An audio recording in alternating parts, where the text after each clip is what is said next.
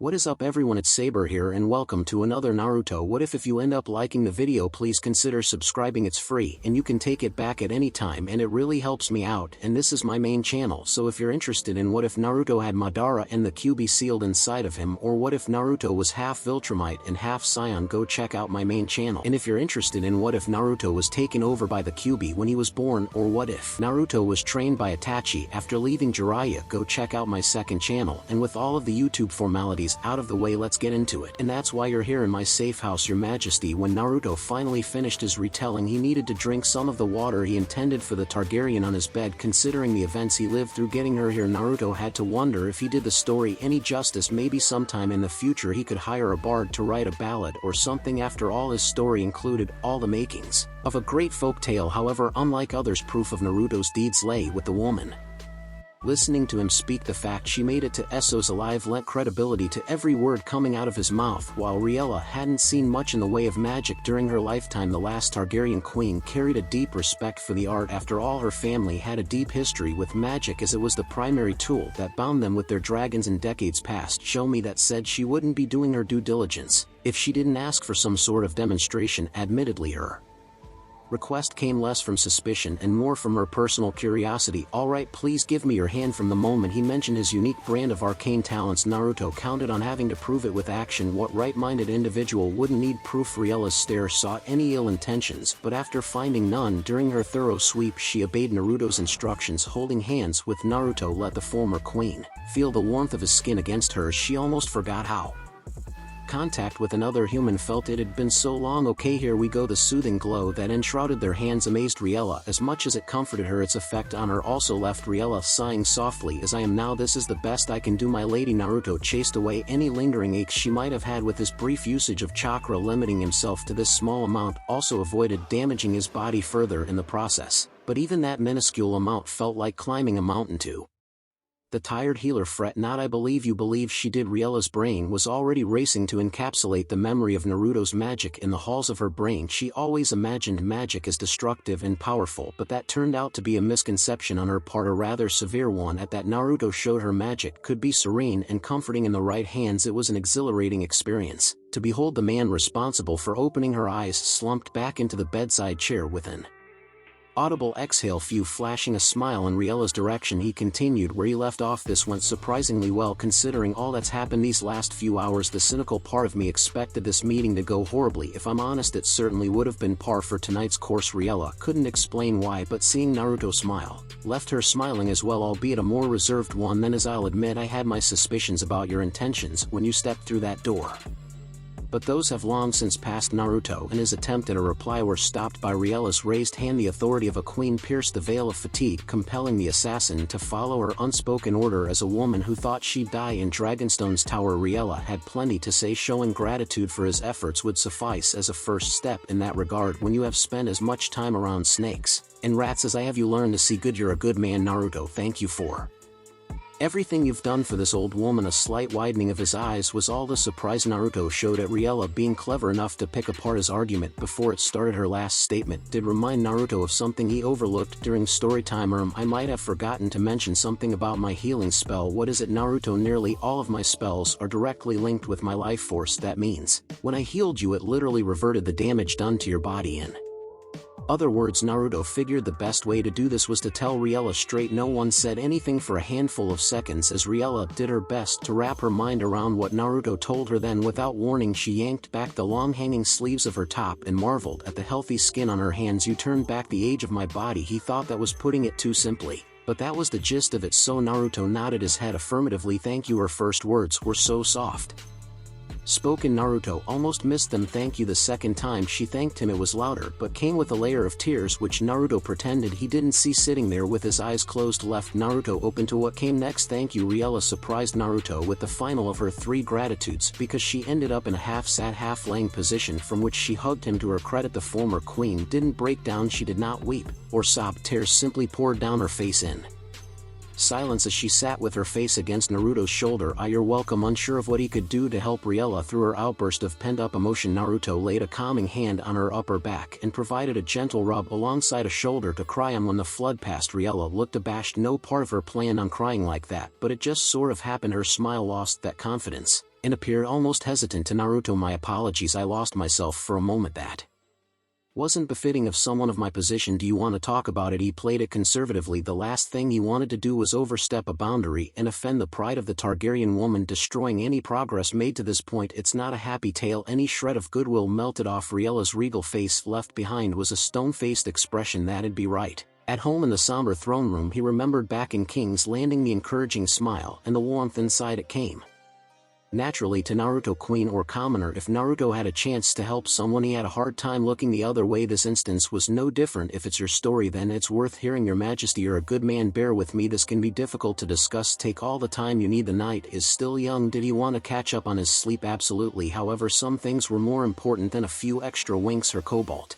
and purple eyes drifted toward the passable sheets stretched over her body as she began her story. "You might be aware of the Targaryen tradition of siblings marrying. It's been that way long before Aegon came to Westeros. Most of my kin saw this as a means to show devotion to the family, but I believe this was a misguided attempt to stop Targaryen blood from being diversified." Riella remembered the demand for purity only getting more strict the longer they went without any new dragons being born. The older members of the family were near fanatic in the belief that only pure Targaryen blood could usher the return of the dragons. The things people will do for a shred of power. Seeing how Riella just got started, Naruto didn't want to interrupt her with unimportant questions about family traditions and practices. Those could come later. "Personally, I never wanted to marry Ares, and I believe the same could have been said for him. However, our father had the final say. As such, we became husband and wife. No matter how I tried, I couldn't find the love in me that a woman should have for her husband." The assassin bit at the inside of his cheek to refrain from an outburst. Having an outsider be the one to select a life partner for someone else was the kind of violation of free will that went against everything Naruto believed in. "The first time I remember being happy in my marriage to Ares was when Rieger came into this world kicking and screaming, my little dragon." With the memories came a beautiful smile that only a mother could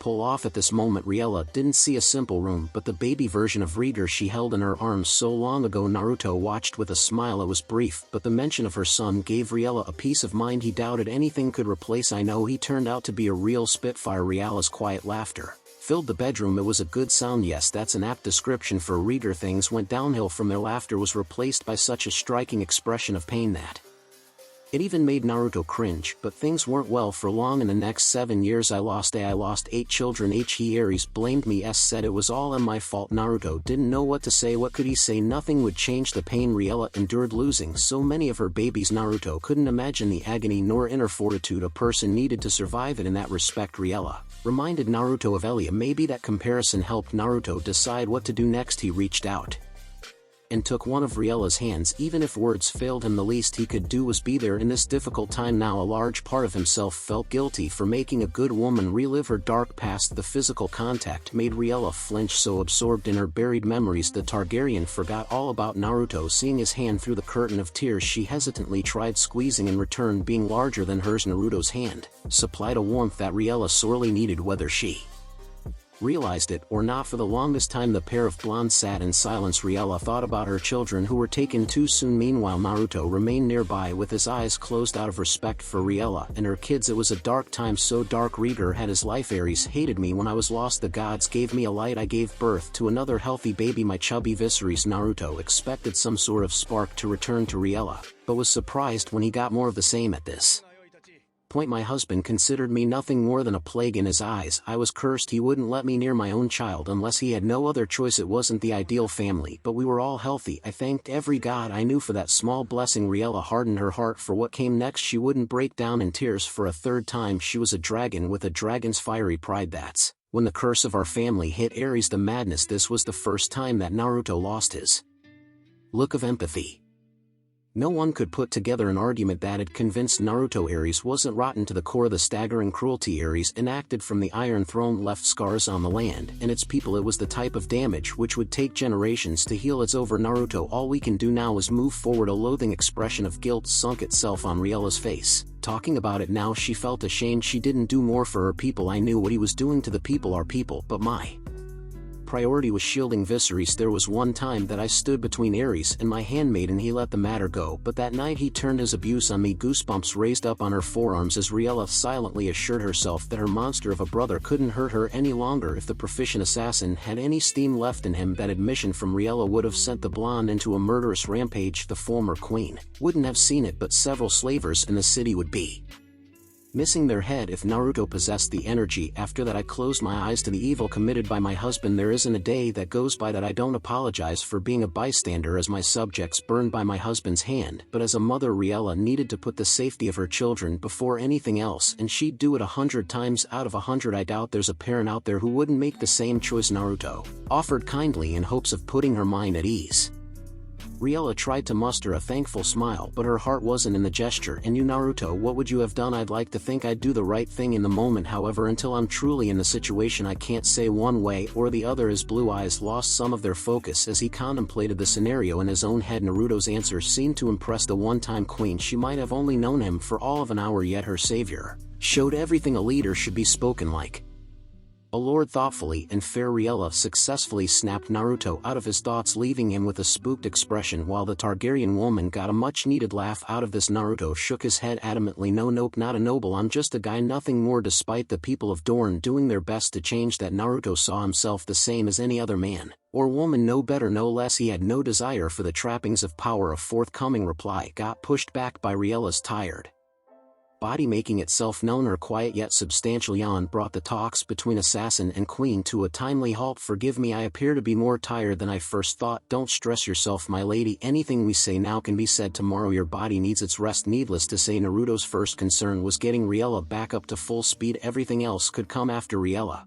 how Riella, I believe you've earned the right to call me by my name personally. The dragon found Naruto to be a welcome change of pace. Before, people always walked on eggshells around her, inadvertently removing that human element from her interactions. Naruto was already well on his way to changing that. Well, Riella, my name's Naruto. It's nice to officially meet you. For now, though, I think I should let you get some sleep. His attempt to stand up and leave was halted by Riella tugging on his hand. He'd totally forgotten they were still holding hands. Wait, my children, are they safe? The desperation baked into the fearful rasp of Riella's voice wasn't something Naruto would wish on many people. Thankfully, he had some good news for the fretful mother. From what I saw, there weren't any children in Dragonstone, living or dead, so I assume whatever plans you had in place were successfully carried out by your retainers this time. The worried woman sagged in relief as the invisible weight on her shoulders disappeared. Thanks to her still recovering body couldn't make it any further. The demand for rest caught up to Riella and put her to sleep. In the middle of the conversation, Naruto smiled one more time at the woman with almost platinum hair and readjusted the sheets until she was blanketed in their warmth. Take your time, Riella, let your mind and body get their well-deserved rest. I'll see you in the morning. Master's meeting. Mirror. A man dressed in fancy-looking robes found himself being fed by a woman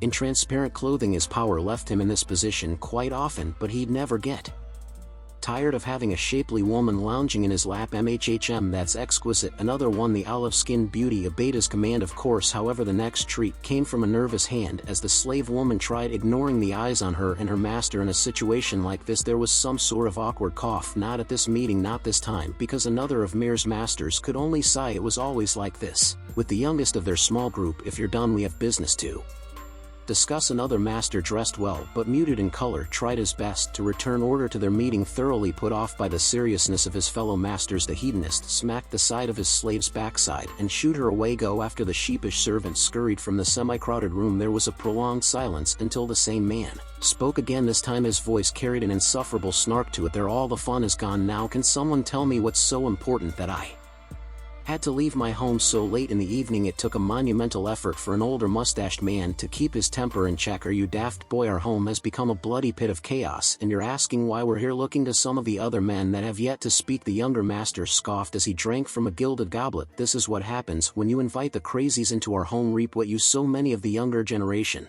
began to laugh. Their laughter didn't last long before the sharp sound of an elder shut them up with a wince. Quiet, you fools, don't you realize what this means? Any more instability like this and we'll find our enemies on our doors. We can lose everything we have. And you're laughing. No one said anything, either thinking about the presented scenario or too afraid to open their mouths. That changed when the spokesman of the younger generation made himself known. Would you stop with your senseless fear-mongering, old man? The solution is simple. What's that I wonder what he's thinking. Gracefully rising from his elongated chair, the outspoken master moved front and center. The small power play forced all eyes on him whether they wanted to or not. First and foremost, we must drive out the excessive religious institutions from our city. Leave the burnings to someone else. The quiet murmur of multiple men agreeing with him didn't stop the monologue. Next we find a resource to fill the void left by the God-fearing nuts. I suggest the unsullied eunuchs are unproblematic by nature. Finally, we forgot all this intrigue and returned to what we were, a city of merchants and artisans. Our lands are desired because of placement. Our power is in our money, and I think it's about time we start making more right. The more conservative faction watched the swell of support building and frowned at the turn of events. Yeah, he's right, we were built on money, not faith. Whether any of them liked it or not, Mayor had a new course charted for itself, and this time it was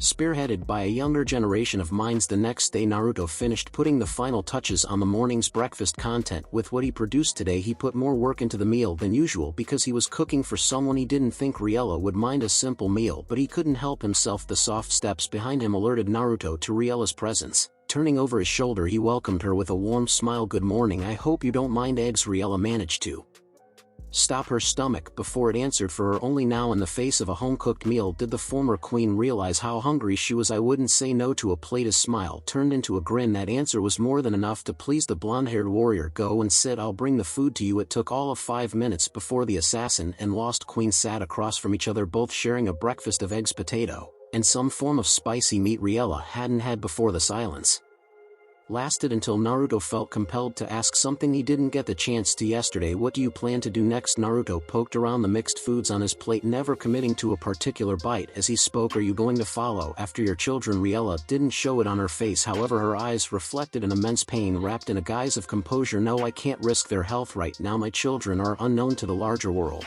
I am not. If I follow their path, it will lead to nothing but ruin for us all. Naruto's frown lasted until his fork deposited some of the morning meal into his mouth. Once the food went down, he offered a portion of his thoughts. Then a return to Westeros is also out of the picture. The pale-haired monarch's lips twisted wryly around the prongs of the fork. Yes, that'd be an even worse idea than living life in Essos with my children. She felt the flatness in her voice was well placed. A chuckling Naruto nodded his head in acceptance. What do you have in mind? Riella looked back at a curious Naruto silently. She took a few seconds before she gave him an answer. Perhaps I can explore the world, see things past the expectations of a queen, at least until my children are older. You want the life of a wanderer, Naruto added helpfully, giving a more specific description to the whimsical desires of a liberated dragon. She placed the cup of tea back down with a smile put upon her face. I always wondered what existed beyond the walls of a castle. What kind of world waited for me as Riella, not as Queen Targaryen? Thanks to you, Naruto, I have a chance to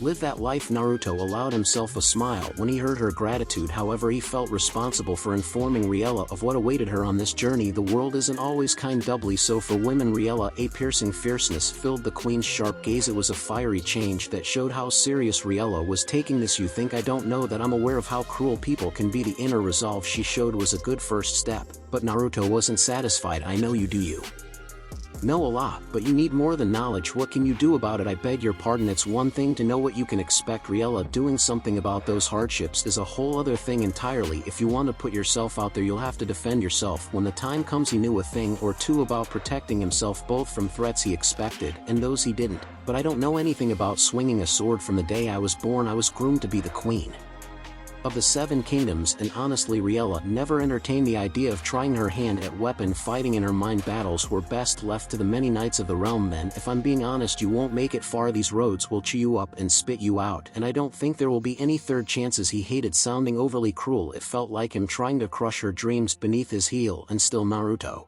saw no other way of being honest than being harsh. When Riella realized she had no response, she looked down at the table in deep thought. Her face showed a myriad of conflict as her dreams conflicted with reality. Elia is gonna kill me for this. Ashera might too, but to hell with it. Naruto made his choice. How about I teach you how to defend yourself? There was Naruto lending himself to a cause that'd delay his journey back west even further. When Riella's head snapped back to meet him, she looked like a fish, with her mouth wide open and her eyes expanded in a period of shock. Respectfully, Naruto refrained from laughing at Riella as she fought to regain her composure. And no, you don't have to do that. I'm already in your debt, Naruto. I can't take advantage of your kindness any longer. Despite her best efforts, Naruto wouldn't let Riella talk him off this metaphorical hill. Leaning back, Naruto just started to talk. You know, I'm a firm believer in the idea of karma. You do something terrible, And shit happens to you, but good people are rewarded in the end. Riella, you're a good woman, you deserve a lot more than a little bit of help from yours truly, so please let me help you. What commenced was a sort of silent duel between the two individuals. Riella did her best to make Naruto cave with her stare, but the stubborn blonde wouldn't budge. He had his mind made up, and as far as Naruto was concerned, that was the end of it. Eventually Riella had no choice but to concede to the iron will of her savior. Fine, you win. When do we start? Water Gardens. Dorn, what's wrong, cousin?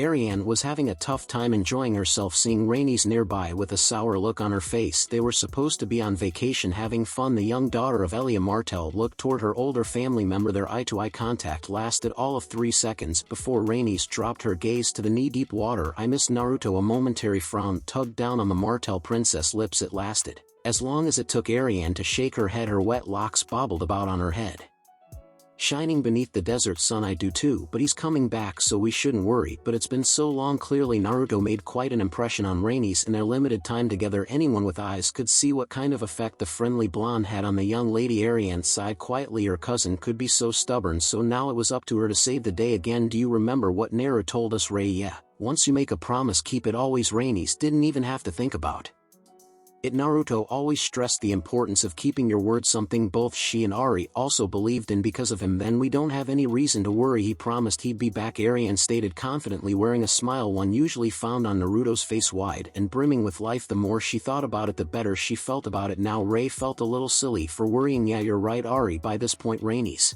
also donned a massive smile of her own. Of course I am. I'm older and smarter. The young woman puffed out her chest in a show of superiority. This was one of Ariane's favorite ways to tease her little cousin. Splash! A wave rose from the pool courtesy of Rhaenys' sweeping arm. Totally unprepared for such an attack, Ariane stood there sputtering as her drenched body dripped back into the swimming pool. Not smart enough to see that coming, Ariane narrowed her eyes challengingly at Rhaenys, who had her tongue stuck out victoriously, mumbling something under her breath.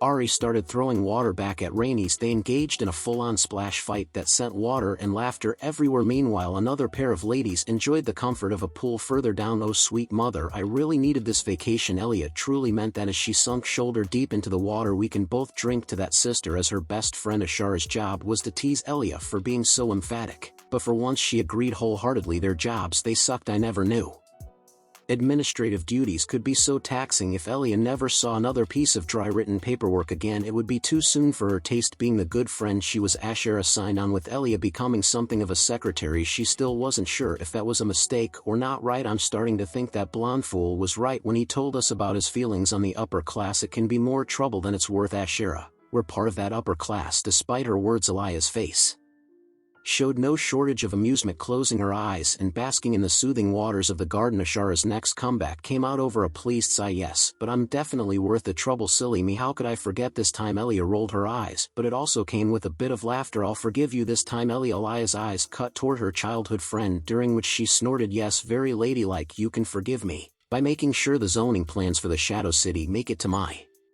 brother. Ugh, I hate climbing all those forsaken stairs. Towers. Ashara was starting to loathe their unreasonably tall existences. The message they conveyed typically wasn't worth the effort of climbing them. The Viper Princess grinned at the frown she put on Ashara's face. Too bad, I'm your boss. You have to listen to me. I quit, Ashara stated bluntly. Your resignation is not accepted. Just as blunt. Elia had her response ready quickly. There's no stopping. The playful banter came to a dead stop when the unsuspecting Ashara found herself on the receiving end of 2 buckets filled with water, shoulders locked up near her ears. Ashara found herself as tense as a statue. An equally surprised Elia looked a few inches behind her frozen friend and saw Rhaenys and Ariane holding said buckets, giggling to themselves. Oh my! Even with a hand over her mouth, Elia's laughter was loud and clear, turning her head slowly like a puppet on a string. The composure on Lady Dane's face shattered with the twitch of her brow. One sec, I have to deal with a pair of gremlins. The straightforward delivery of her retort should have set warning bells off in the heads of the pranksters, but they were too busy giggling to pay attention to their victim. Ashara moved faster than either Ariane or Rhaenys anticipated. This sudden burst let Ashara wrap an arm around each girl and pull them both into the water with matching EEP. Amidst the chaos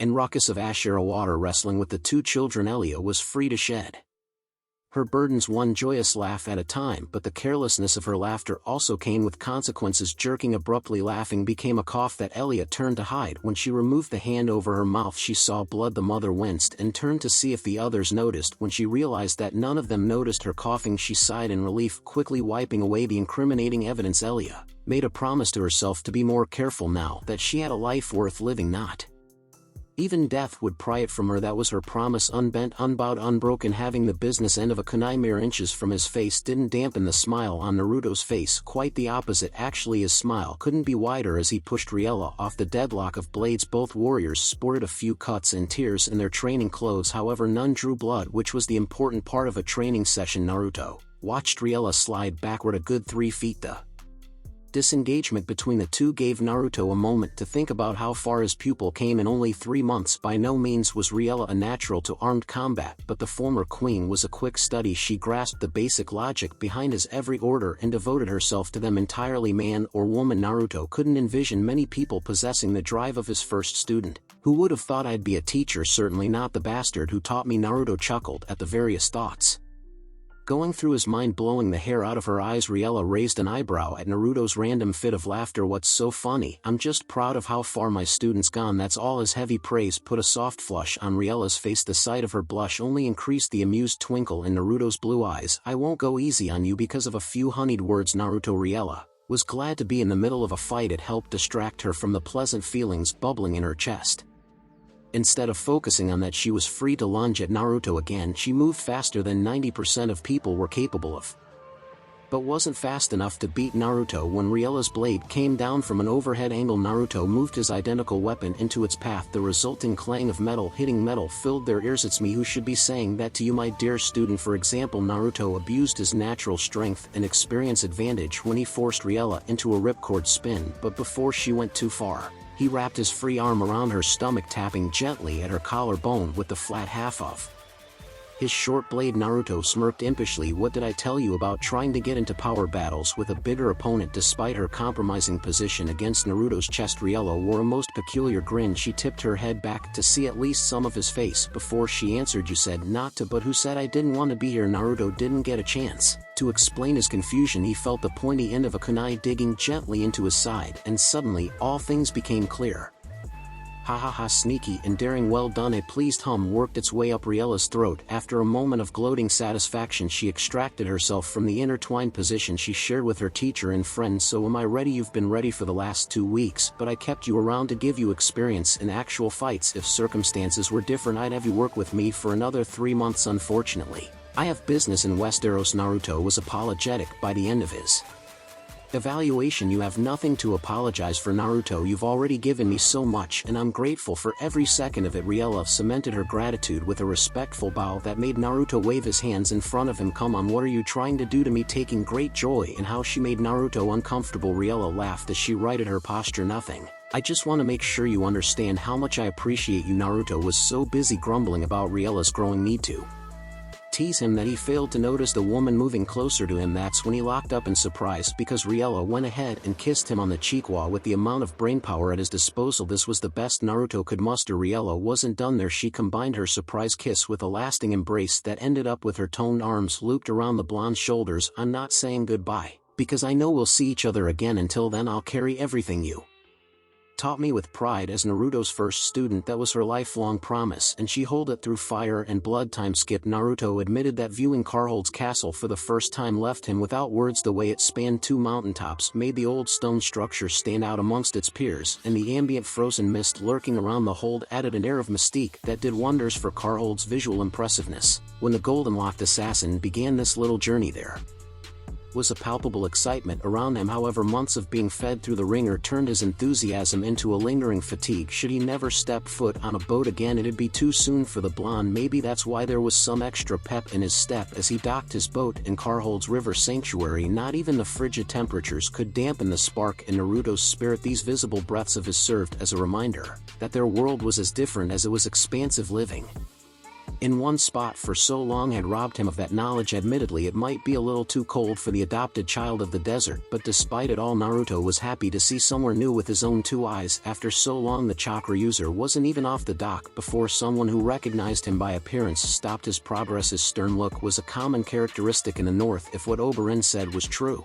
but with the Viper Prince it was wise to take his comments with a grain of salt. He looks like a lord to me. I guess he got word of a ship coming up the river from the sea, and here I thought I'd never get to meet the famous mountain slayer. Apparently the old gods have sent me a reward today. Welcome to my hold, sir. Welcome to Karhold. His message was simple enough, but he laced it with a certain grandioseness that often accompanied men and women of his stature. Fortunately, Naruto had gained enough experience with people like this to avoid rolling his eyes. This meant placing a smile on his face. Naruto did his best to make it look legitimate. Then he extended a hand toward the Lord of Karhold. He hoped the gesture of friendliness wasn't lost on Northmen, because there was no power on this planet that would make Naruto bow to him. I'm afraid you have me at a disadvantage. Who are you? A bellow of laughter sounded like they were off to a good start. Those positive vibes became a tangible smile when the bulkier man's words reached Naruto's ears. How your tongue is blunt, that will get you far here in the north. My name is Ricard Karstark, Lord of Karhold. This was good. Naruto didn't want to find himself fighting while he was here. He and his body had enough of battling for the time being. Deferring to a more courteous approach, Naruto shook the Karstark patriarch's hand with a lopsided grin. Then I should apologize for making you come down here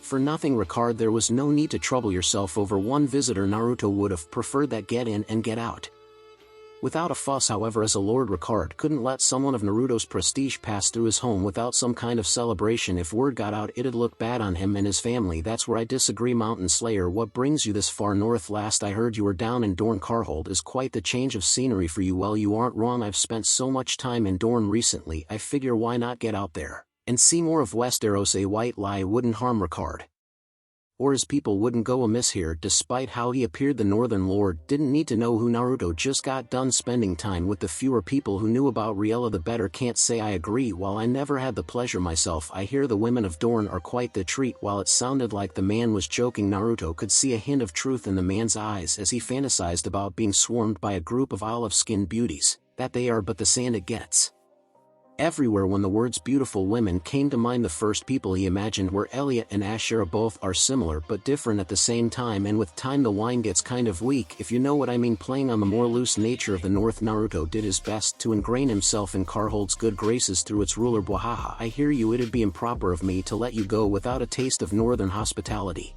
Stay, feast with us, and come morning continue your journey. Mountain Slayer, it had been a few months since their last celebration. Not only could he honor Naruto, but it'd also lift the spirits of his men. Ricard called that a win-win. Food and a good drink sounds heavenly after such a dreary boat ride. Since the man clearly wasn't taking no for an answer, Naruto took up the offer. A night with good food and shelter wasn't something his tired body could turn down. The promise of a real bed was too irresistible. Good man, you there, hand your horse to the mountain Slayer. To his credit, the unfortunate man who had his steed temporarily stolen from him didn't appear overly bothered as he disembarked from his mount. Here you are, my lord. Thank you. Naruto's gratitude came with a smile when he took the reins. The blonde made sure to spare a soothing pat for the mare tasked with getting him to Karhold's elevated stronghold. Once he got on the horse's back, he looked at Ricard and nodded his head. Hang on, Mountain Slayer, the ride up to Karhold can get rough. Let's ride. The boisterous man's laughter followed behind the sound of the horse's iron shoes clattering off the ground. Naruto stared at his back momentarily before shaking his head and following a few paces back. The next morning, sat cross-legged in the center of his bed. Naruto spent these precious quiet moments working on something equally important to him. This equated to the blue-eyed assassin whittling down the dragon bone he got from Dragonstone into a knife for Rainy's, a dagger for a little girl. Seemed extreme for a gift, but not with the plans Naruto had in mind. He wanted to teach Rei how to defend herself. He blamed Riella for his newfound passion. Naruto always enjoyed helping people, but now he wanted to teach them the ways of combat, and first on his list was Rainy's, the girl he viewed as a daughter. After that, maybe he could teach a levy of men at Water Gardens. It only seemed right he did something lordy, since he was technically in charge of that slice of Oasis paradise. Though I won't be much use to anyone in my current state, I have to figure this problem out soon. Doctors around the planet would scold him for this, but Naruto flared his chakra. He quickly funneled the energy into the magically conductive bone, enhancing its cutting edge and increasing its overall durability. Naruto was going to make Rei got the best freaking knife possible, her own kunai, one unlike any other, and I better learn other styles. It's one thing to use a weapon and another to teach it. After all, Not everyone is suited to the rigors of a dagger. Naruto's quiet monologue came to a natural end when the birds singing hailed the morning's arrival. It wasn't the first time he woke up before the sun. He felt good enough to start his day, so it was time to get up. The world is finally waking up. I should gather my belongings and start looking for the old goat. An hour passed in a flash as Naruto tried reverse engineering the castle layout. From memory, his plan was to make his exit without much fuss. Turns out it wasn't going well, since he ended up crossing paths with Ricard's young son Harrion. Seeing a young boy move so formally felt wrong to Naruto's senses. However, the blonde also saw nerves in the child that kept Naruto from saying anything out of turn he didn't want. To make things worse for the young lord, greetings Lord Naruto, I hope you slept well. Harrion correct his offering. Such a simple question took some weight from Harrion's shoulders as he nodded. Hopefully some casualness would remove him from that metaphorical pedestal. Yes, I did. Thank you for asking. Unfortunately, I have some business to take care of and I wanted to travel with the rising sun. As you can see, I got crossed up in your home's illustrious halls. Naruto's natural flair for exaggeration turned his parting comment into a playful moment of despair. It was enough to make Harrion giggle, breaking the former tension. I got lost all the time. I can show you the way if you want. That'd be fantastic. Thanks Harrion. With the Carhold native's assistance, Naruto found his way to the exit. He smiled at the large door before turning and bowing politely to Harrion. This is where I take my leave. I wish you and yours nothing but the best. Harrion Karstark. Harrion watched Naruto go in silence. During this time he was joined by his best friend, one of his dad's wards. Didn't your dad want to meet with him, Harrion? That was the question Harrion's friend asked as Naruto's head of hair vanished from sight. But dad's asleep, and I'm not telling the man who killed the mountain no. The heir to Carhold might be young, but that didn't mean he was dumb. He wanted to stay on the good side of the man who slew Greater Clegane for as long as possible. You have a good point. Their conversation took a distinct turn in another direction when Harrion's stomach made itself known. With a loud bellow, the demand for food drew a hand down toward his gut. Let's see if the servants have finished the morning meal. 3 days later, hidden in the snow-smothered reaches of the north stood a forest of pale wood and frozen leaves. The locals called it the Greywood, and Naruto could see why now that he had the pleasure of laying eyes on it, but he could worry about that later. He wasn't here to admire the natural beauty of the forest. Reaching out with his above-par sensing skills, Naruto latched onto a vapor trail of natural energy. He followed this stream of life further into the forest. Without hesitation, Naruto's trust paid off when he stood in front of a bramble wall. It looked unassuming enough, but the traveling assassin knew better. Naruto dragged his palm across the abrasive spikes of the vine barrier. Its thorns cut into his skin, dampening the tangle.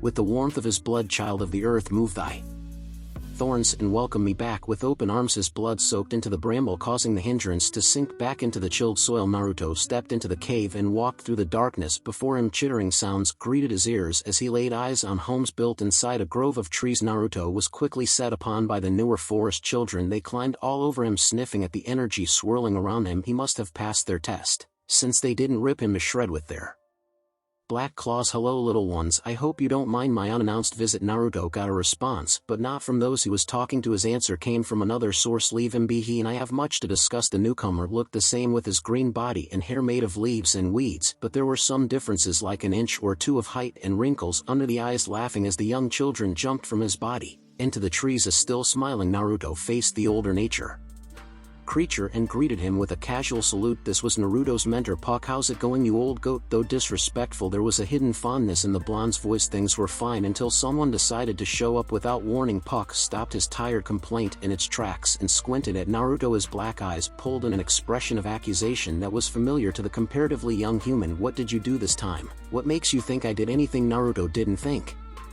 playing coy would work for him, but the response was second nature, especially when it was his mentor calling him out for doing something. Puck dubbed stupid. If you don't spit it out, I'll tie you to a tree and blast you with rotten salmon eggs. Puck's threat forced Naruto to cringe as his imagination filled out the rest. He'd like to avoid cleaning himself for days to come. At least getting chewed out would fade within an hour. Hopefully. Naruto took a deep breath and told himself it was best to do this quickly. I used the life force healing spell. Yep, there was good. Ol Puck looked ready to blow a fuse at any moment now, and ever since my chakra has been out of whack, it's painful every time I try to use it. You stupid. Totally aware of what came next, Naruto tuned out the unflattering remarks thrown at him. How many times until you're empty-headed and right back to zoning out? Puck should be running out of steam soon. Honestly, when will you listen to me? The tired student knew that if he didn't say something. Puck would drone endlessly about his choice, so Naruto decided to put his foot down. Look, a woman needed my help. I was able to heal her, so I did. If you can help me, then help me. If not, then stop wasting both our time. Puck couldn't help but sigh. It was high time he realized Naruto wasn't the little boy who listened to things blindly. He had grown up and developed his own sense of right and wrong, and who was he to tell Naruto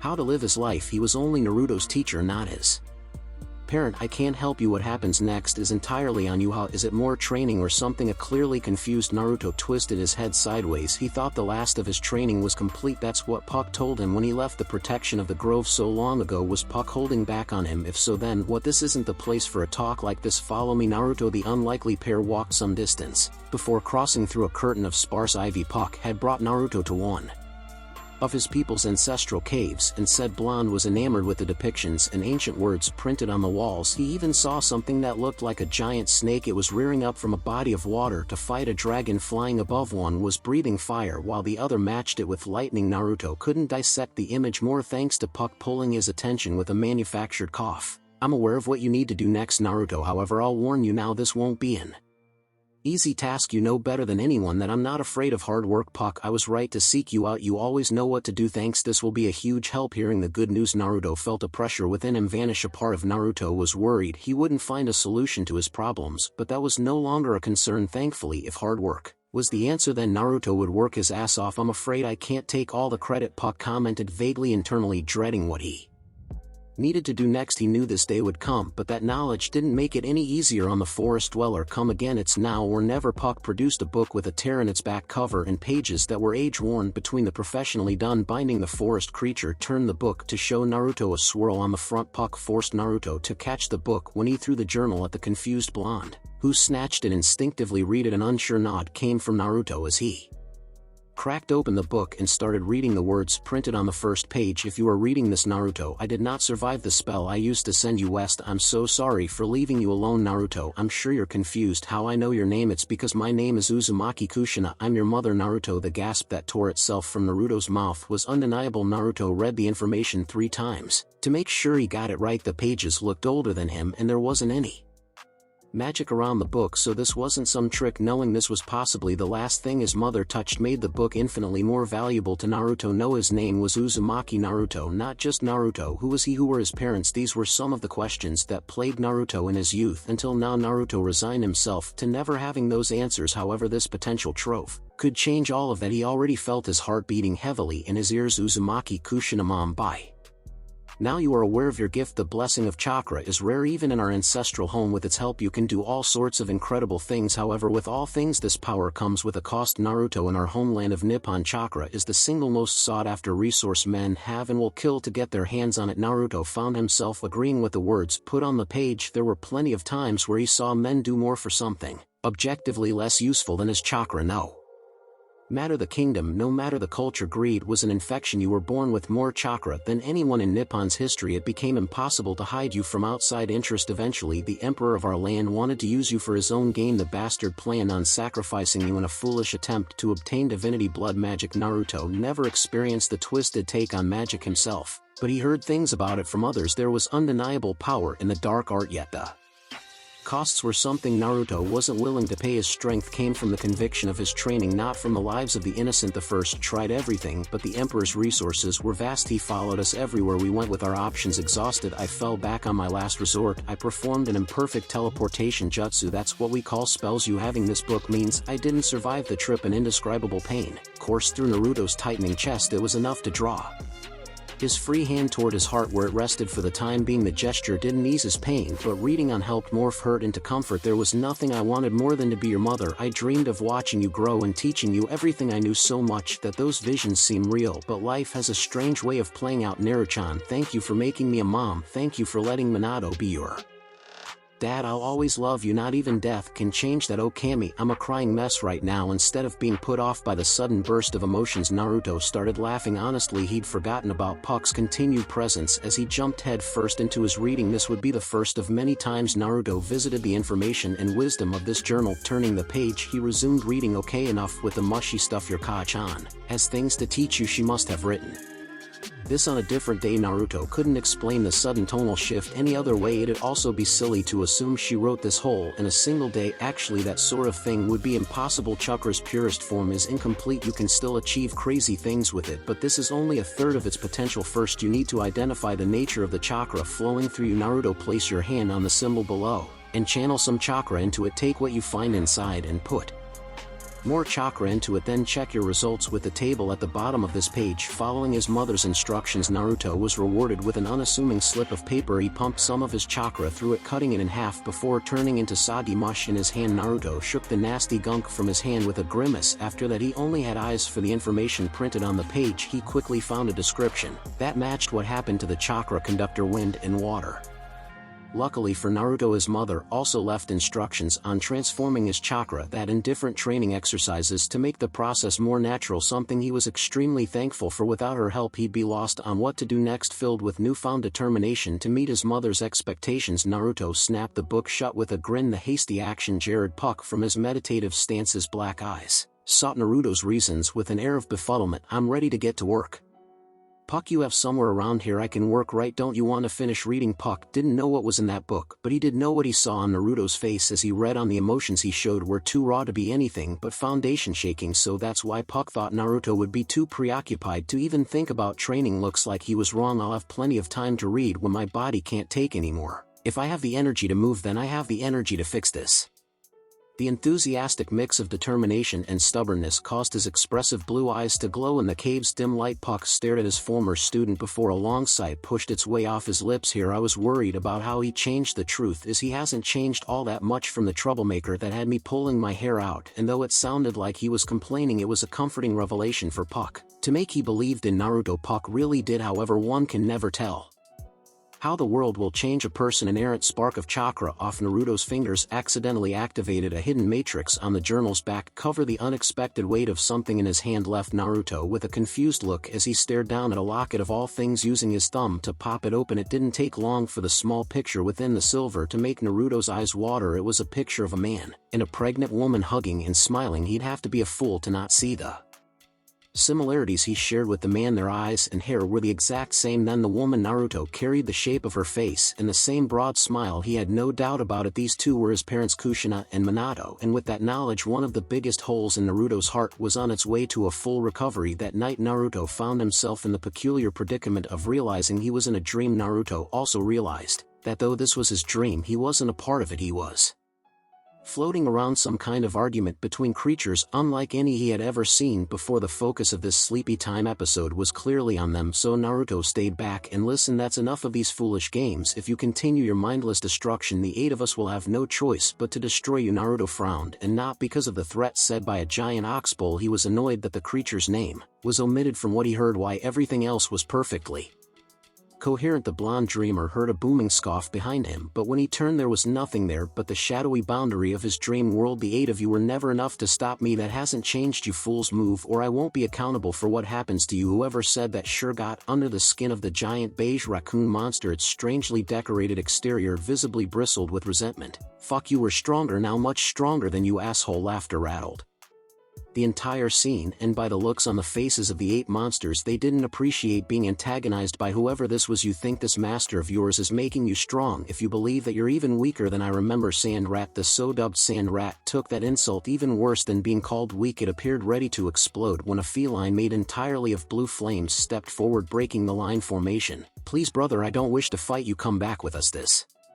is a good compromise for all of us. Do you think I want to fight any of you, Matatabi? I don't, but I refuse to let your human command me around like a glorified pet. You mistake what's good for being desperate." Naruto got a sense of what the hidden figure was saying. There was a lack of trust, but it came down to wanting freedom, something Naruto could completely understand. "You're an idiot. This isn't some desperate bargain. It's a respectable way to ensure our way of life survives." A massive monkey spoke next, replying with the same fire as the voice behind Naruto. It was here that Naruto noticed the tails all of the beasts had, them ranging from 1 to 8. "How peculiar. Do you have nothing to say to me for yourselves?" Saiken Chome, attention shifting to a slug and flying insect respectively. Naruto saw the indecision plaguing the creatures. Their postures weren't steady, nor were their faces as confident as the others. Even without knowing them, Naruto knew these two had some doubts in the back of Their heads, instead of getting an answer from Saiken of Chome, a strange horse with 5 tails, put itself in front of the pair like the horse was shielding them. Quit trying to prey on them. Is it preying on them to ask that they think for themselves, or are you so well trained as attack dogs that without your collars you can't have opinions? You all think you're being respected, but you're nothing more than tools. Naruto didn't know the whole story behind this argument. However, he stood with the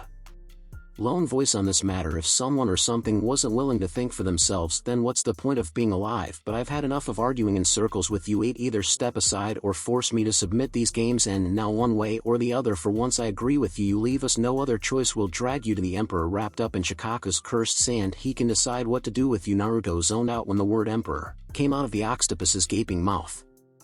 There's no way it was the same man his mother warned him about, right? But who else had an emperor? And the timing was too perfect to be a mere coincidence. When Naruto looked up again, he saw the firing line of beasts holding massive orbs of dark energy in front of their mouths. Each creature held a similarly sized ball in front of them that made them bigger than anything Naruto had ever seen. When it became clear they planned on firing all at once, Naruto grew nervous. That's when he was forcefully pulled back to the boundary of the dream. From here, Naruto saw what was prepared as a response. I take it back, that's the largest attack I've ever seen. Holy shit, this bomb-like orb was the same color as the other 8, but 5 times larger than anything the coalition of beasts could muster. By Jidama, Naruto felt the wind behind the attacks. He heard the ground groaning as the literal energy bombs sailed toward each other, and despite knowing he was in a dream, Naruto put his arms in front of himself, preparing for the collision. To his immense shock, there wasn't an explosion and there wasn't a blinding light. Instead, everything went dark. For a moment, Naruto floated around in the void looking for anything useful to orient himself. He froze up when a massive pair of red eyes stared at him through the darkness. Naruto tried speaking, but he woke up. Time skip. I'm home finally. Naruto pulled the reins of his horse back, slowing the mare's trot down to a stop. The entrance to Sunspear was only minutes away, but the world traveler took this time to breathe in the natural beauty around him. Naruto hadn't realized how much he missed the southern sands until now, and that was without mentioning all the people waiting for him within the city. Come on, we shouldn't keep everyone waiting. I don't want to end up in hot water with Ray. Thoughts of the little dragon scolding him for being gone so long filled Naruto's head as he and his horse rode toward the city gates. However, his arrival was delayed by a lone figure on the sandy road. It was none other than Oberyn Martell. Naruto wasn't too surprised that Oberyn was the first to find him. There you are, my friend. It's been many moons since I've seen your face. I've almost forgotten what you look like. Honest. Oberyn's enthusiasm was out in force as he looked up at his horse-perched comrade, and in the face of such vigor, Naruto couldn't help but smile at the Viper gentleman. He should have known that time couldn't change a man like Oberyn Martell. His good-natured smile was still there as Naruto rolled his eyes at Oberyn's antics. He dismounted his horse and went to take the Viper's forearm in greeting. Instead, the partying Lord of Dorne pulled Naruto in a friendly hug. I see time hasn't managed to wear you down yet. Oberyn mutually pulling away from the hug. Oberyn let loose a laugh. It was free and loud. It felt rejuvenating having someone willing to jest back and forth with him without fear of crossing a line. Too many people walked around eggshells around him for Oberyn's tastes, and if the gods are good, it never well, we already have plenty of gruff with Doran skulking Sunspear. I love my brother, but damn if he isn't a grouch of the highest order. The newly reborn Uzumaki. Naruto couldn't argue with that. Doran was a wet blanket stuck in tradition and isolation. It's why he and Naruto never got along. Sure, they were cordial for the sake of the people around them, but they would never be friends, and that's okay. So, how did you know I was coming? I mean, I wasn't hiding or anything, but still, that is because I took a page from your book, my sneaky brother in arms. During your little trip, I installed a system of spies and lookouts throughout the country. They reported to me on your progress, and here we are. As Oberyn let Naruto in on his latest achievement, he looked particularly pleased with himself. Not that Naruto could fault him for his pride, quite the opposite. Actually, Naruto was proud of his exuberant friend. It appeared that Oberyn learned that thinking with one's head and not their spear could benefit his family more in the long run. Maybe he did grow up a little bit. Then you must have a bath ready for me, right? The ride to the capital is as long as it is beautiful. Naruto said this as a joke, but his voice held a little hope. The ride was months long, so a warm bath and fresh meal would do wonders to help his weary body recuperate, and maybe a cup of that famous Dornish red wine for good measure. Oh ho, I forgot how silver your tongue is, Naruto. Perhaps in time, but first I have a request. Naruto lifted his eyebrow, wondering what Oberyn had in mind by staying silent. Naruto allowed his friend to speak his mind. Before your time's occupied by those waiting for you, I ask that we have a battle for old time's sake. Sure, we can do that. However, there's something you should know about me. It was during my time across the narrow sea and back I learned about myself, my true self. Oberyn, the son of Uzumaki Kushina, held his free hand palm up. That's when the same energy he used back at the King's Landing tourney Appeared in hand. It was called Chakra. Oberyn recalled silently. Then the blue power went shooting down Naruto's forearm in a spiral. Suddenly the dead desert air howled like a pack of hunting dire wolves. The startled Dornish man looked around to find countless winds lashing across the golden banks of the featureless desert. It was disconcerting to be in the center of when Oberyn returned his gaze to Naruto. The blonde held a roaring cyclone like one holds a piece of fruit. Things took a drastic turn after Naruto threw his hand forward, blasting a trench through the sands as large as the gates of Sunspear. As you can see, I'm a new man now. I feel complete. Understandably, Oberyn said nothing for several minutes while his brain tried rebooting. When he finally found his tongue, the gaping hole left by Naruto was partially filled back in, but still recovering. His chuckle was more stupefied than nervous. As he slung an arm around Naruto's shoulders, you know what, never mind, let's have at least one round of drinks before my sister gets her fangs in you. Shaking his head fondly as he led his horse behind him with one hand, Naruto looked amused as he gave Oberyn a side-eyed stare. It wouldn't be a meeting with Oberyn Martell without booze, booze and whores, my friend, but my sister would skin me alive if I included the latter, so we must make do with alcohol now. Come along, I know a place where we can sneak around before word gets out that you have returned. Oberyn pointedly ignored the growing grin on Naruto's face when he shuddered after mentioning what Elia would do to him if he displeased her. Okay, but I won't hesitate to throw you in the way of Elia to save myself. Fair warning. It turned out that Naruto and Oberyn spent half an hour at Oberyn's alehouse of choice. In that span, Naruto had one mug to the fore. Oberyn consumed. The Lord of Water Gardens was on his way out when the Red Viper reached for his fifth ale. While Oberyn had fun, Naruto started the walk toward the Martell sky piercing tower. Naruto learned that the people hadn't forgotten him. During his time away, he was greeted and hailed by more people than he expected, but that didn't stop Naruto from taking the time to respond to each person. It was a mutual respect between humans that wasn't given by most Westeros lords. Then again, Uzumaki Naruto wasn't born into a position of power. He was a commoner who earned it before the young man knew it. He was at the tower base. The guards were quick to let him in. Soon it was just him and the endless stairs up. He was moving toward the arduous climb when a blur flew his way. The smiling blonde took and returned Rhaenys hug in stride, saving the princess from taking a dangerous tumble down the unforgiving steps. It wasn't until Naruto heard Ray's laughter that he realized how much he missed the sound. She removed her face from Naruto's shoulder with a face-wide smile. The abundance of positive energy moving through Rhaenys almost made the little lady vibrate in place. Did you miss me? Did you more than the sun itself? Naruto's response flowed easily off his lips, same as the matching smile on his tanned face. The skilled warrior effortlessly shifted Ray into a sitting position in the crook of his elbow. Having her there made it easier for Naruto to look into Rhaenys' eyes as they spoke. Rhaenys looked down in hesitation before finding Naruto's eyes again. Then you won't leave again. Her brown eyes reflected a repressed insecurity, balanced on a teetering apex of hope and fear. It was easy to forget the trauma Rhaenys experienced with how well she reintegrated herself in Dorne. People adored her, but this was still a girl who saw the sack of King's Landing. Naruto responded without thinking when he dragged Rhaenys into the comfort of his warm embrace. He took to stroking her hair soothingly, that and humming gently around the answer spoken into her ear. I won't leave like that again, I promise, and we keep our promises. Rhaenys went ahead and finished Naruto's familiar vow. Her words were buried against the fabric of the blonde's shift, but they were easy to hear. A smile fell upon Naruto as he nodded before kissing the girl affectionately on her forehead. He had no problems letting Rhaenys stay in his arms for as long as she wanted. However, eventually the energetic youth would need to run around, not unlike himself in his younger years. Naruto was proven right when Rhaenys pointed a broad smile at him. Let's go, Naruto, I want to show you a bunch of stuff. Come on.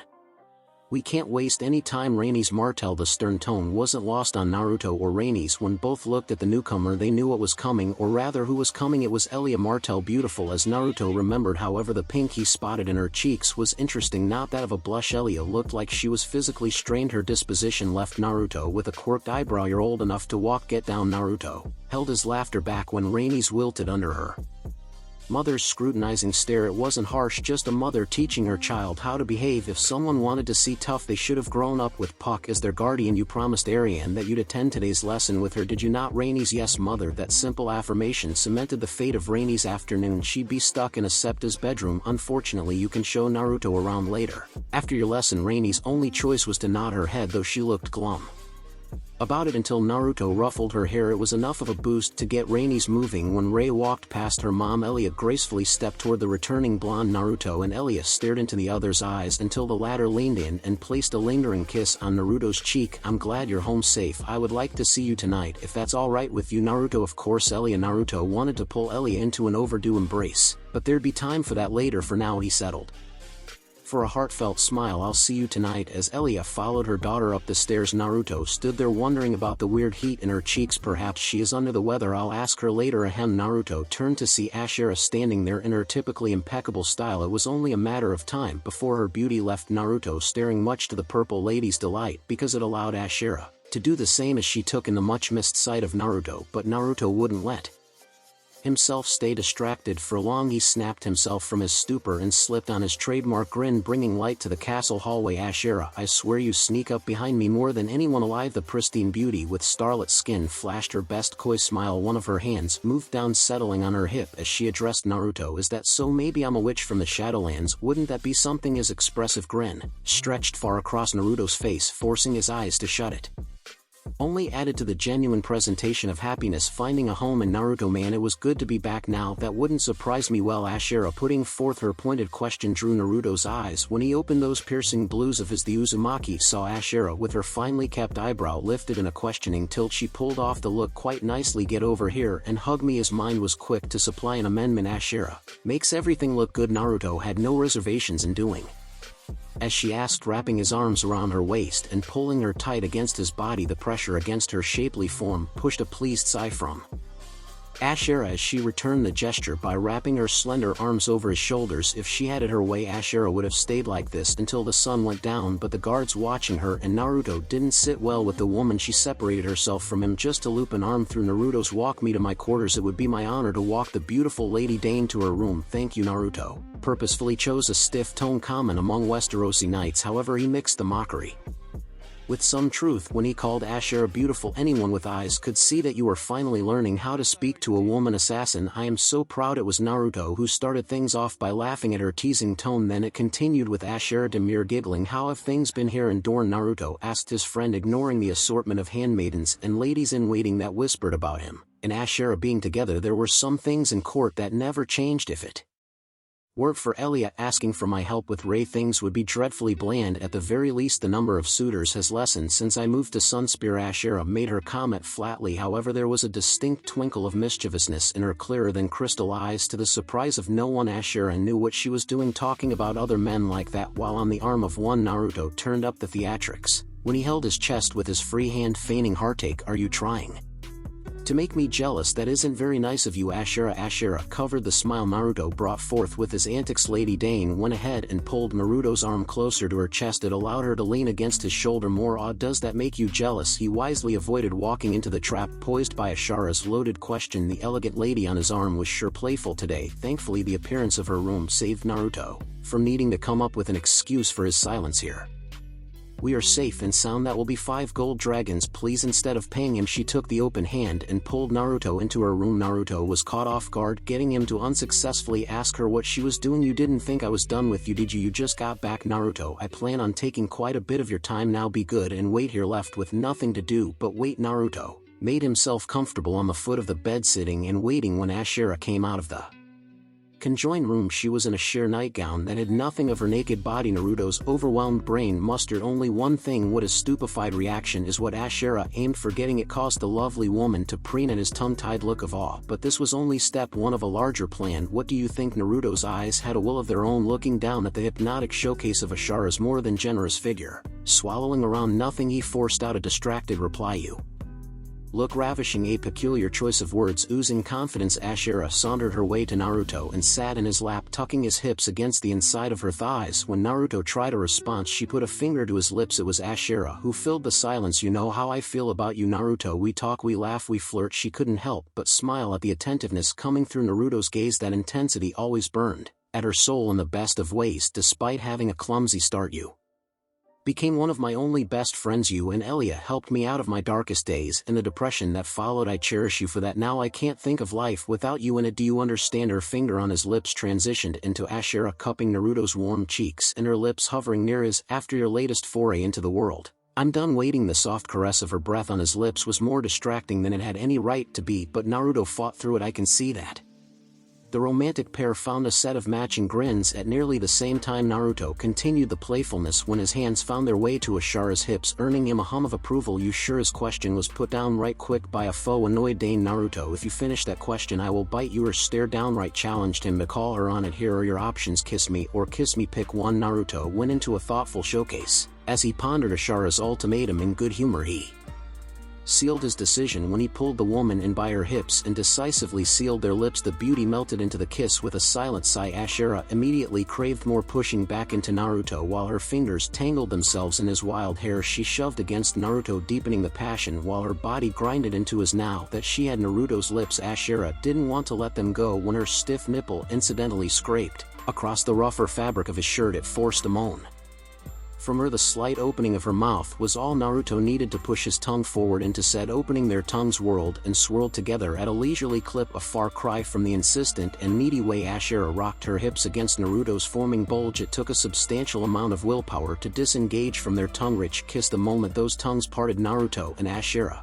had nothing to mute their heated panting, leaving their desires naked and more pronounced. Get back here, you! His throaty demand sent a wave of pleasure down Ashara's spine that she felt in all the best places. Oh, the things she planned on doing to this glorious man. Clothes first, standing up and taking Naruto with her, the purple lady of Starfall took it upon herself to strip Naruto down. The first thing Ashara removed was his shirt, freeing his perfectly toned body to be admired, something she did when she paused and chewed on her lower lip restraint. Long forgotten, Ashara leaned in and started kissing a horizontal line across Naruto's warm skin just under the collarbone region. Further down his body, her hands rubbed hungrily at the blonde's abs. Her thumbs mapped out the grooves between each rung of muscle until she stumbled upon the knot keeping his pants secured, sending a new shiver of anticipation through Ashara's dampening womanhood. Her hands hesitated on the strings before they dove down to press upon the underside of his cock's bulging outline, having proof he was every bit as excited as her. Made Ashara moan wantingly along Naruto's neck. The sound left his concealed manhood pulsating for a real taste of her touch. From there it was a race to get his pants down his legs, and as soon as Ashara had the fabric at Naruto's ankle, she stepped back and admired what her work unearthed. It felt natural to measure what Naruto was working with before she did anything else, and the first word that came to mind was big, not to mention his thickness. Naruto's short chuckle made Ashara look up at those divine muscles, so perfect for holding her down and fucking her. Then she finally locked eyes with him. The look of hunger Ashara found in them caused more arousal to run down the inside of her thighs. Oh gods, I want him so badly, this handsome beast of a man. But lust or not, Ashara refused to be a meek noblewoman. She would make Naruto struggle just a bit for his prize. When stepping forward, she cupped his cock right beneath his swollen head, so when she stroked his throbbing manhood, it rubbed the heavy crown against the smooth skin of her palm. Oh, what am I to do, trapped alone in a room with a beast such as this? Ashara, he tried growling down at her. It worked until she took his cock with both hands and doubled the stroking. The pleasure of it made his knees buckle and his buck. If you don't, what were you going to do about it? The heat and hardness she felt filling her hands were too perfect. She couldn't stop teasing him with the short pumps that only made Naruto harder in her hands. Naruto answered her question by grabbing hold of Ashara and spinning her around. He reeled her back into his chest, pulling her hair clip out with his teeth. It made Ashara gasp as her long hair fell unhindered. Naruto finished his assault by pulling the straps of her gown down, leaving her naked to the attack of his rough hands. His forceful palming of her perfect tits ripped out a loud moan that Naruto basked in hearing, continuing his relentless groping at her chest and nibbling at her neck. Naruto only got more enthusiastic as the lady's bare ass grinded eagerly into his groin. You only have yourself to blame for what happens next, Ashara. I don't think you have it in you, I think. Oh, her provocation ended when Naruto threw her onto the bed, landing on her hands and knees. Naruto was quickly upon her, taking Ashara by the hips and rubbing himself against her dripping vulnerable core to her cooing delight, glazing his angry-looking cock and the horny fluids leaking from between Ashara's legs. He aimed the swollen head against her folds. The brief rub against her ready flesh sent visible shivers down the beauty's spine. You keep calling me a beast, my lady? Well, let me show you what a beast would do. That's all the warning she got before Naruto drove himself into the snug fit of her cunt. The pair groaned together as Naruto slid to a stop halfway inside her. For a long moment he halted himself and savored the heat of her aching wet cunt. During this lull, Ashara rolled and shook her hips For more fuck oh fuck me Naruto unwilling to keep her wanting he took control of her hips stopping their enticing twerk mid-motion Naruto gradually pulled inch after soaked inch of cock from her heated embrace. Not only did he get a disappointed moan but Ashura's walls also went and snapped shut around him to impede his evacuation. The instant she tightened up he slammed the remainder of his meat into her with a grunt that went mostly unheard over Ashura's unrestrained moans. How could she?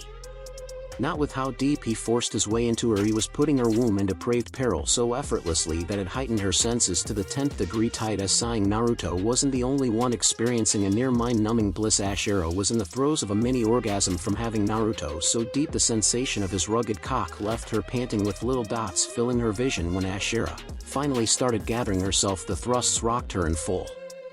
Naruto spared her nothing in driving himself forward until he settled balls deep in her pussy, setting her round ass against his waist with a flavorful smack followed soon by Ashura's songful cries and another until there were no apparent stops, only a body clapping pounding fueled on passion. NNPH yes, every resounding snap of Naruto's strong hips was another chance for Ashura to lose herself in the pleasure of being split open. Any of the blonde's thrusts could have easily punched into her womb, but that fat cock of his consistently drifted back before the deed was done. Gods, did it feel incredible. But as the number pussy drilling thrusts amassed, she yearned for her lover to ride deep into her womb now. If she could only catch her breath and tell him as much after kissing at her cervix with his cock for who knows how many times over 10 minutes and feeling her stuffed hole dripping onto his balls just as much. Naruto finally voiced something more than an incoherent grunt of desire. I think that was enough of a warm-up, right? Ashura's comment caused her glazed eyes to widen in shock and arousal. Naruto already made her come 3 times over and he dubbed that a warm-up. Ashura hadn't even realized that her pleasure-addled brain forced a consenting nod. For more, the difference between how Naruto took her was immediately apparent. Using Ashura's well-lubricated folds to his advantage, Naruto filled the purple woman harder and much faster than Ashura was ready to take. Ashura felt every bit of pleasure surging through her, pooling in her trembling arms which clawed hopelessly at the sheets. Her attempt to stay upright worked for now, but it was a losing fight against those thuds hitting the back of her womb. Once that first gasp fled her mouth, it was over for the beautiful woman who crumbled around the ecstasy. Ashura fell onto her chest, but so did Naruto. He put all his weight on her back while plugging her womb with his swelling shaft. It was Ashura's voice that pierced the sound of their rutting "I'm coming." Me too. Her insistent grip on his cock was too tight to withstand. Naruto could only give in to his bliss, something the blonde did happily. NCAH4 narrate shutting off Ashura's brain was as simple as packing her with his sweltering load of freshly brewed spunk. It more than filled her womb and left both panting in the aftermath with a glow of satisfaction. Naruto lay peacefully on her back until he felt Ashura kissing his hand. "You were amazing, Naruto. Didn't know you had it in you," she chimed in with a breathless laugh that quickly became a sultry groan when Naruto answered by grinding his hips into her from above. "Oh, did you think I was done with you after just one round?" "I don't think so, Ashura." "No, wait." Thankfully he stopped himself before things could start again in earnest, making it infinitely easier for Ashura to get her request out there. "Back on my back, I want to see you." Naruto showed his agreement by pulling himself out of Ashura. She whimpered quietly as his warm cum oozed onto the sheets. That was a problem for later. Ashura was more interested in rolling over and letting Naruto position himself over her. When their eyes locked, Ashura knew it was now or never. That didn't stop her heart from beating faster. "Love you, Naruto." There it was out there and couldn't be taken back. The blonde's stare softened for a second, then a smile sprung to his face. "I love you too, Ashura." For a while I think he solidified his stance by kissing her on the lips gently. Ashura blessed him with a radiant smile that spellbound Naruto long enough for her to wrap her arms around his neck, tugging his head down until Naruto's ear hovered near her mouth. Ashura had an order for her lover. "Now fuck me like you own me." Naruto's naked look of lust sent a renewed wave of excitement through Ashura, one ending with her eyes closed and body preparing itself for her lover. The word reminded Ashura that Naruto had one more person to talk to. Elia. Oh fuck. But until then, Ashura planned on enjoying her new lover's surprising skills later at Water Gardens. And that's how my great odyssey played out, from the shores of Dragonstone across the narrow sea and back to the cold stone of the north. Naruto put the finishing touches on his oratory feat with a wide smile. He added all this flair just to make the young Martell girl's experience better, and it worked wonders. "That's so cool." Rainy's extended her last word over several seconds. It was a result of her uncontainable excitement. I want to see all those places, but mother said they are too dangerous for a young girl. A smiling Naruto ruffled the pouting Rainy's hair, turning said pout into a smile. And she is right, Rainy's, they are dangerous even for someone like me, but that's how the world worked. Danger in one corner and joy in the other, oftentimes separated by a thin unseen line. Rainy's came forward with an answer that surprised Naruto with its speed and content. I know, that's why I will get strong enough to protect you. There was nothing but confidence in the young noble's vow, which warmed Naruto's heart immensely. Naruto did the only thing he could when he pulled Rainy's into an all-encompassing embrace. He used his strong arms to keep Rainy's secure as his eyes slid shut. You're already stronger than you know. The two of them sat on the bed looking every bit like a father and daughter should. However, the time came when Naruto needed to send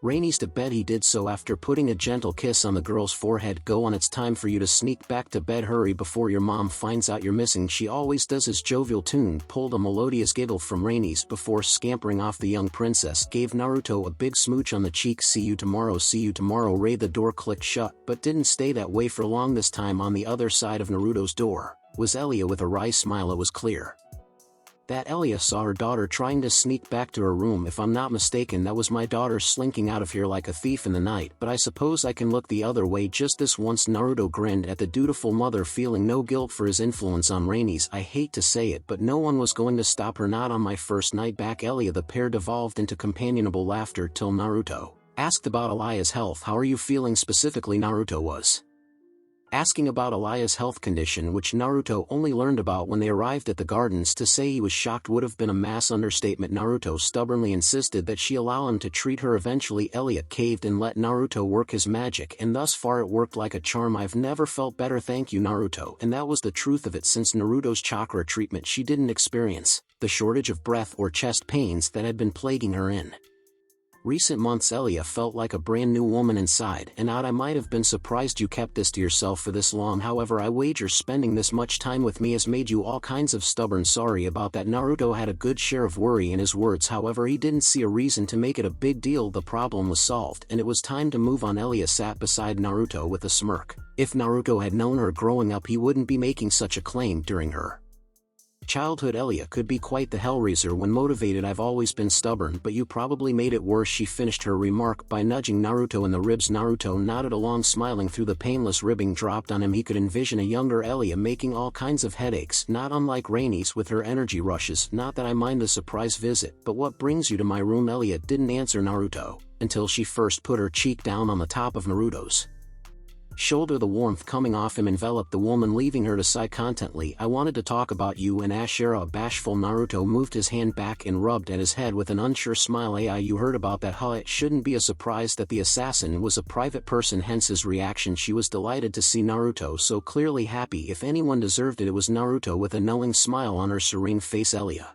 enlightened Naruto on her involvement in his new relationship. Of course, I was the one who pushed Ashera to follow her feelings. The thank you Naruto planned on sharing stopped when Elia followed her statement with a vague inclusion of a single word, but Naruto's furrowed brow turned into outright surprise when Elia climbed into his lap. While he was dealing with his shock, she intertwined her fingers with his so they were holding hands. Well, what are you doing, Elia? The only thing keeping Naruto off his feet was Elia herself. If she was anywhere else, we would have shot upright instantly. It's true that I pushed Ashera to chase a relationship with you. Could you let me have that same chance? Will you love me? Naruto Uzumaki. The steadiness in her mocha eyes was shared by her hands, which didn't waver in the slightest. Naruto was frozen by Elia's confidence. To be honest, it was breathtaking. Elia I Naruto went to reiterate his intentions of faithfulness to Ashera when something his new lover said to him came to mind. They were words Ashera said to him upon the group's arrival at Naruto's estate. Elliot has something important to tell you. I want you to hear her out for me. Naruto was smart enough to understand that this was what Ashera hinted at earlier in the day. As the realization shone through his eyes, Elliot swallowed nothing and continued, speaking from the heart. Ashera and I had a discussion about you while you were gone. We both admitted to loving you, Naruto, but we knew that if you had to pick one of us over the other, you would pick no one. That was unacceptable. With a clear idea of where this was heading, Naruto listened intently to the woman's every word. Assumptions aside, he didn't plan on saying anything until he knew what Elia was thinking to the letter. Until then, Naruto was very much a captive audience of one. I know I told you in the past that I wasn't ready. I'm ready now. Will you have me? Will you love me? After the failure of her first marriage, Elia believed that the only love she needed was the love of her family herself. Imposed exile from romantic love didn't last long. Over time Naruto found his way into her heart. He was kind and selfless with her daughter, he was ruthless to their enemies, and he was confident in himself, all things that appealed to her Dornish heart. Naruto Uzumaki might not be ideal for all women, but he was perfect for her.